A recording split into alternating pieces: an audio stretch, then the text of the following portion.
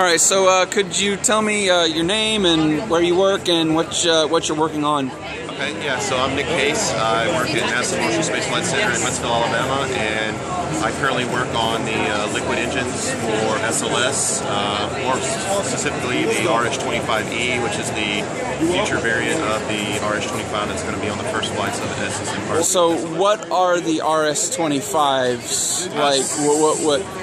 So the RS-25 is, originally it was the SSME, or the Space Shuttle Main Engine, and now we're repurposing it for SLS, and they're going to be called the RS-25. And what are going to be some of the differences between the two? Because I know the shuttle was reusable, and the big rocket next to you is not going to be. And so for the first few flights of SLS, basically the current engines that we have left over from the Space Shuttle program are going to be used, and they're going to be, after the flight, they're going to be dumped into the ocean and no longer recoverable.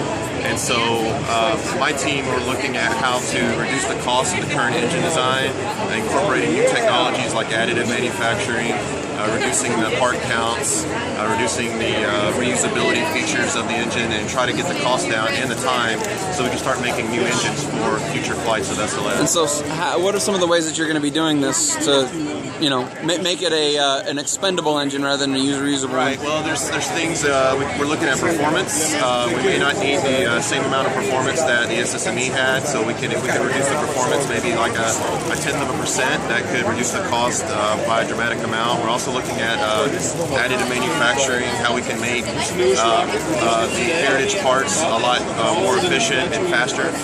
And so those are the kinds of things we're looking at right now.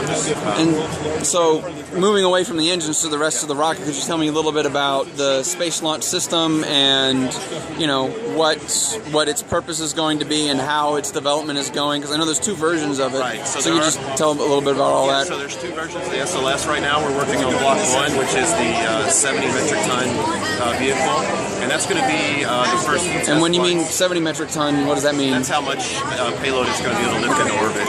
Because that thing right there is not going to weigh 70 metric tons. It's going to be way bigger than that. Way more than that. And but the propellant and all of that with the vehicle, but 70 metric tons is what we're trying to get to orbit, and that'll be the first, what we're calling Block 1, and that'll be our experimental flights and things like that. And then once we evolve to the 130 metric ton, that's what we're going to use to launch our hardware into space to go to Mars. And so we're going to have to land what's equivalent of a 2-story house on Mars to survive and to support our crew. And so we need a big rocket that can carry as much payload into space as possible, build our vehicle in space, and then head towards Mars. And so that's what SLS eventually will do in the 2030s. Excellent, excellent. All right, well, thank you so much, and good luck with all of your modifications. All right, thanks.